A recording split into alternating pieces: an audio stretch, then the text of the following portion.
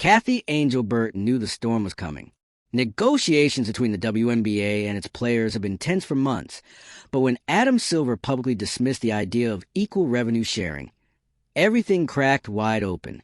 His comments hit a nerve, sparking outrage among players already frustrated with low pay and growing league profits they felt shut out of.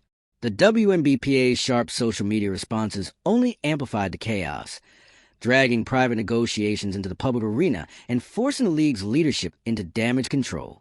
Behind the scenes, the tension wasn't just about money.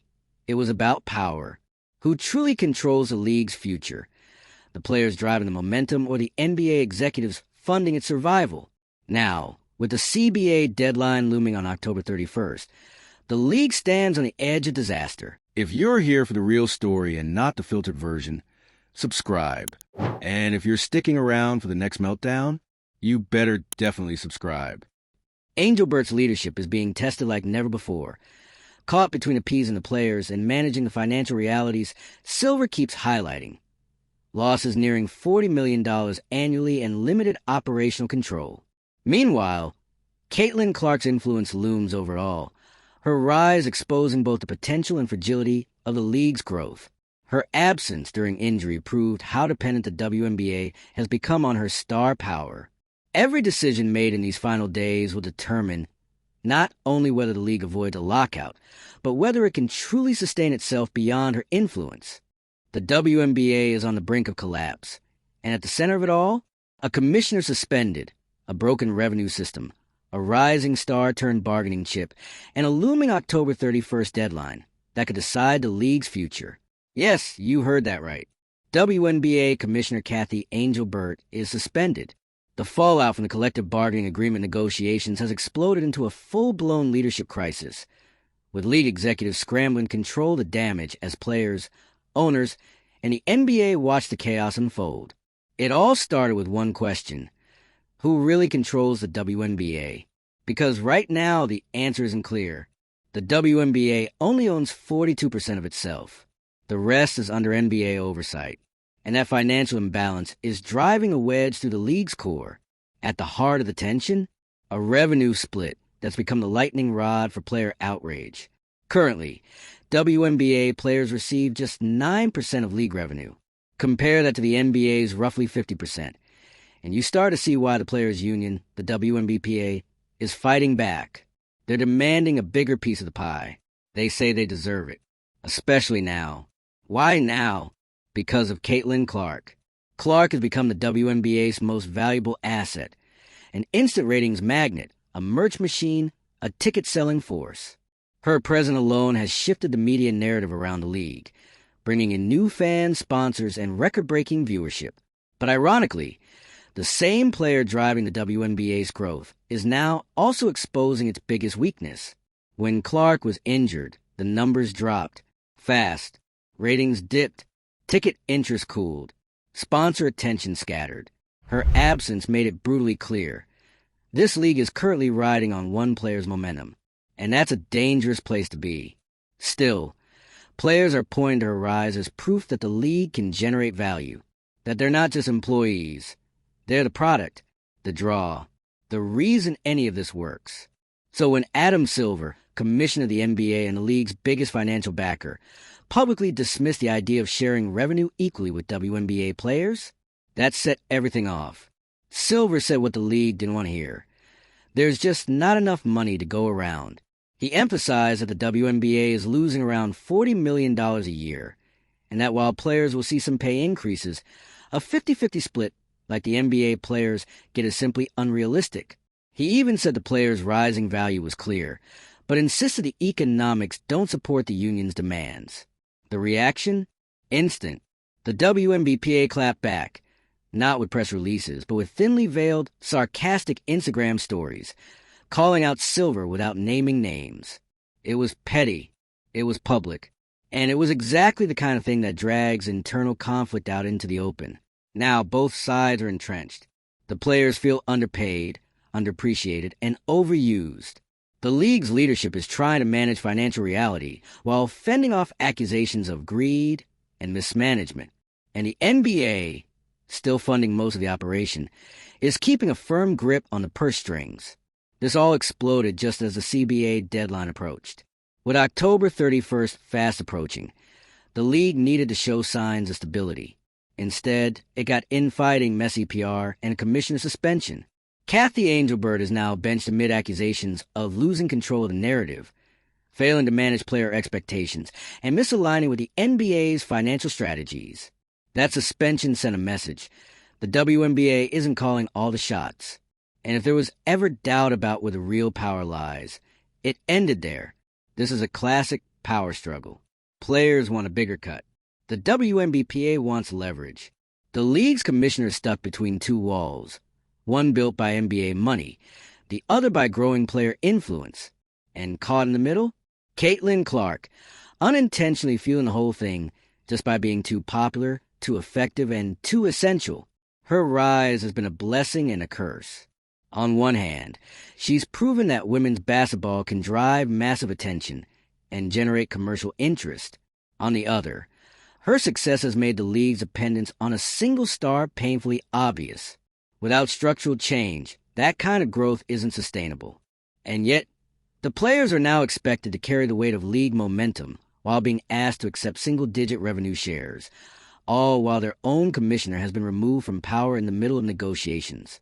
Let's be honest, that's not just dysfunction. That's a full-blown crisis. The league's financial model is broken. It's not just that the WNBA doesn't turn a profit. It's that it's built on NBA subsidies, operates with limited control, and is now facing demands it can't meet without fundamentally restructuring how it works. Silver knows this. His cautious tone isn't about disrespecting players. It's about avoiding a catastrophic lockout. If the league agrees to terms it can't afford, it collapses. But if it doesn't agree, the players could walk. Either way, the entire ecosystem is one misstep away from imploding. And fans? They're confused. From the outside, the WNBA looks like it's thriving. Attendance is up. Merch is flying off shelves. Ratings have spiked. But behind the scenes, the numbers don't support the growth narrative. The money just isn't there. Not yet. That's what makes this moment so volatile. The league is finally getting the attention it's worked decades for. But now that the spotlight's on, the cracks are showing. The CBA negotiations are pulling back the curtain on just how fragile that success really is. Social media hasn't helped. The WNBPA's decision to use Instagram posts to call out leadership publicly made things worse. It added fuel to an already messy fire and made it harder for either side to retreat or compromise without looking weak. It turned negotiation into spectacle. And in doing so, it may have backed both sides into a corner. Because now it's not just about money. It's about pride, about optics, about power. Angelbert's suspension is a clear signal that the league is trying to save face, that it needs to regain control, that someone has to take the fall for the mess, whether or not that person was the one who caused it. Silver, meanwhile, is playing the long game. He's managing the NBA's role carefully, trying not to overstep, but also making sure the WNBA doesn't commit to promises it can't deliver. He's already made it clear. The NBA won't fund a system that isn't financially viable. And if the players strike, that's a disaster for everyone involved. So what happens now? There are only days left before the October 31st deadline. If a new agreement isn't reached, a lockout becomes not just possible. It becomes likely. And if that happens, the WNBA's future is up in the air. Sponsorships could vanish. TV deals could fall apart. Fans could walk away. And all the momentum Caitlin Clark helped create, gone. It all comes down to whether both sides can step back from the edge. Can players accept a slower, more incremental revenue increase? Can a league build a path to sustainability without overpromising? Can leadership survive another public disaster? Right now, none of that's clear. What is clear is that the WNBA is in a moment of reckoning. The fight over revenue has pulled back the mask on the deeper issue. This league was built on shaky ground. It survived off NBA support, leaned on star power, and now finds itself stuck between ambition and reality. The future depends on whether that gap can be closed. So what do you think? Should the WNBA players get a bigger cut now? Or wait until the league turns a profit? Was Adam Silver right to shut down revenue sharing? Is Caitlin Clark's stardom being used as leverage, or is it exposing the league's flaws? Drop your thoughts in the comments, like if you think the WNBA needs serious change. Share if you're following every twist in these negotiations. And make sure to subscribe, because this story is just getting started and October 31st could change everything. The clock is ticking. October 31st isn't just a deadline anymore. It's a warning, a siren blaring over the entire WNBA ecosystem, signaling that everything the league has built, everything it's worked toward, everything it hopes to become, could come undone in a matter of days. This isn't just about a CBA. It's about whether the WNBA can survive its own growing pains. And the truth? No one's safe. Not the players, not the owners, not even the fans. The league's leadership vacuum says it all. Kathy Angel Burt, once positioned as a progressive, player-focused commissioner to guide the league into a new era, has been suspended, and not quietly. This wasn't swept under the rug. It was loud, messy, and very public. A clear message that the WNBA is no longer in control of its own narrative, if it ever was. Behind closed doors, the NBA is watching everything. Their patience is running thin.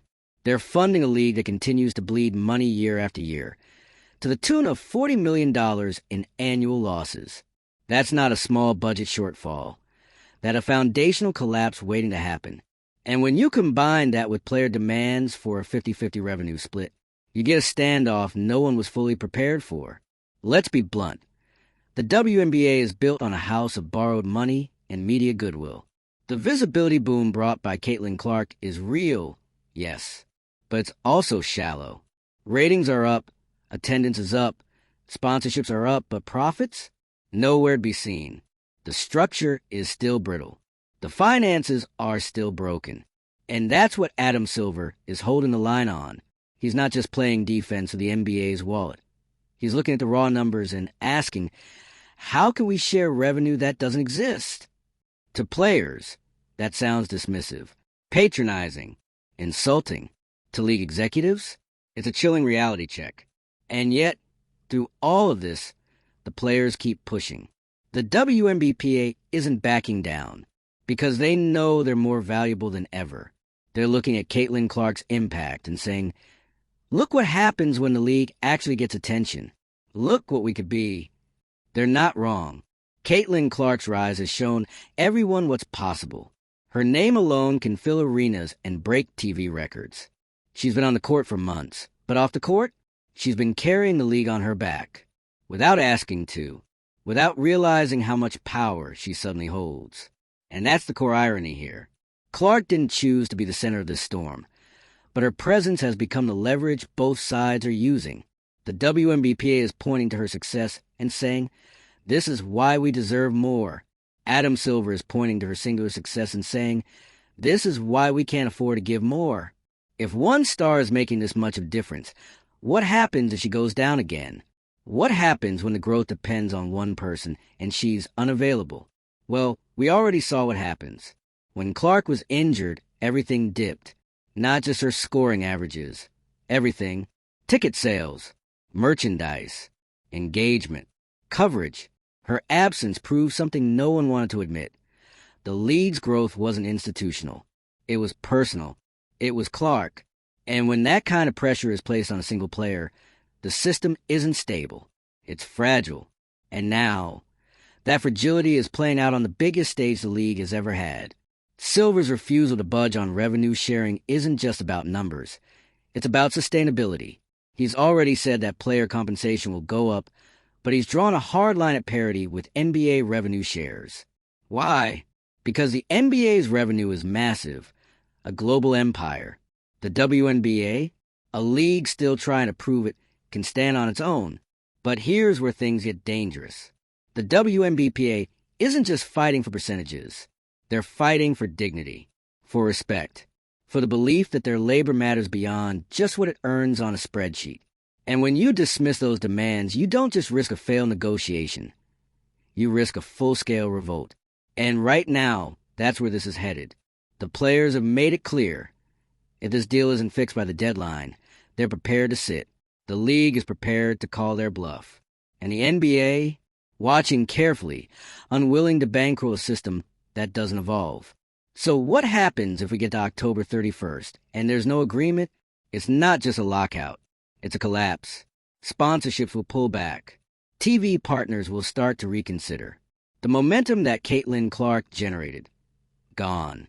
And not gradually. Instantly. All of that visibility, all of that growth, all of that hype, it only works if there's a product on the court, if there are games being played, if there's something for fans to engage with. Without that, the WNBA doesn't just pause. It recedes. And the worst part? Everyone knows it. That's what makes this so unbearable to watch. Both sides understand what's at stake. Both sides know the risks. And yet, here we are, days from the deadline, with no resolution in sight, and the league's commissioner suspended in the middle of negotiations. There's no adult in the room, no clear voice guiding this process. Just a messy public war between players who know their worth and executives who know their limits. The fans, caught in the middle, watching a league they supported for decades teeter on the edge, wondering how it got this bad, this fast. And it all circles back to the same problem. The league was never built to grow this fast. Caitlin Clark accelerated the timeline. Her stardom created a wave of opportunity that the league wasn't structurally ready for. And now, as the players demand their rightful share, the system is cracking under pressure. But this moment was always coming. Because when you build a professional league without financial independence, without full control of its operations, without a clear growth strategy beyond NBA subsidies, there's only so long you can avoid this kind of reckoning. It just so happens that the reckoning came right when the spotlight finally showed up, and now everyone's watching. Not just fans, but potential sponsors, investors, networks, future players. They're all waiting to see how this ends, whether the WNBA will evolve or implode. So what needs to happen? Leadership, transparency, a long-term plan that actually supports sustainable growth. That means finding a middle ground, one that acknowledges player value without bankrupting the league, one that recognizes the reality of the financials without insulting the players who keep the league alive. But that takes more than public statements and Instagram posts. It takes trust. And right now, there's none left. This isn't just about money. It's about control. It's about who gets to shape the future of women's basketball. Is it the players who made the league matter? The executives managing the books? Or the NBA writing the checks? That's the real fight. And unless they figure out fast, there might not be a league left to fight over. The silence from league leadership is deafening. As October 31st barrels toward them, there's no commissioner in the chair, no unified front, and no clear plan. And while the league scrambles behind closed doors, the players are doing something they've never done this loudly, calling the bluff. The WNBA isn't just asking for a fair shake. They're forcing the issue. They've taken their fight public, exposed imbalance, and reminded everyone just how fragile the league's foundation really is. There's no more polite negotiation, no more waiting for progress. Now it's a standoff, and with the commissioner suspended, it's not just a bad look. It's an operational meltdown. Kathy Angelbert's ousting during the most critical phase of negotiations sends one message loud and clear. The people supposedly running the league don't actually have the power to fix it. The NBA does, which means every decision, every stall, every dollar, every delay is being filtered through Adam Silver's desk. And Silver? He's not flinching. He's made it clear the WNBA is not the NBA. It doesn't have the same money, the same reach, or the same margin for error. When he talked about sustainability, what he's really saying is, you don't get 50% of a pie that doesn't exist.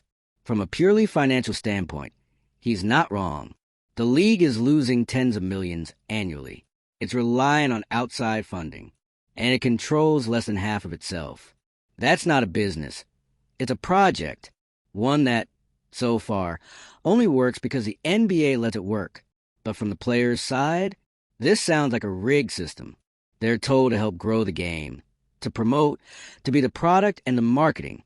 They're asked to be role models, media savvy, accessible, and endlessly available. And now that the attention is finally here, they're told they're still too early for a fair deal.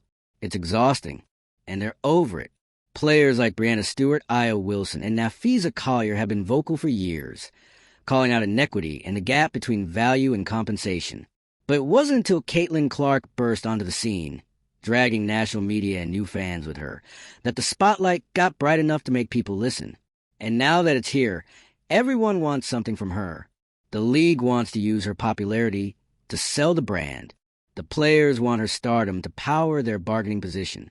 The media wants her as the next face of a movement. And Clark?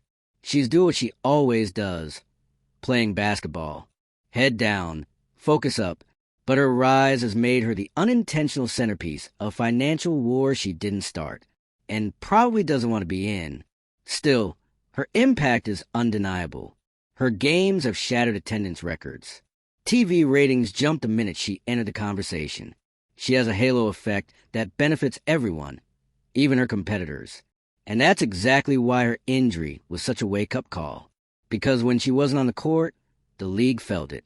The hype deflated. The media coverage slowed. The numbers told the story. Without Clark, the machine doesn't run as fast or as far. It's not her fault, but it's a problem. The league isn't built to withstand the loss of a single player. And yet, it's trying to convince players that now isn't the time to invest more in their futures, that they still need to wait, that they still need to grow the game before getting paid for it. That's not a strategy, it's a stalled tactic, and the players know it. They've been patient. They've been loyal. They've worked within the system. But this time, they're ready to walk. Not because they want to destroy the league, but because they're tired of carrying it without a fair return. So here we are, a suspended commissioner, a divided leadership, a looming lockout, and the fate of the entire league hanging on a CBA that nobody can seem to close. This isn't just a contract dispute. This is the WNBA's identity crisis. What kind of league is this going to be? One that operates on borrowed money and borrowed time? Or one that finally steps into its power, even if it has to fight tooth and nail to get there? If you care about what happens next, you're not alone. Drop a comment with your take. Should the players keep pushing, or is the lead too fragile right now? Like if you're following the drama, share if you think people need to understand what's at stake, and subscribe to stay locked in, because this story isn't over. Not even close.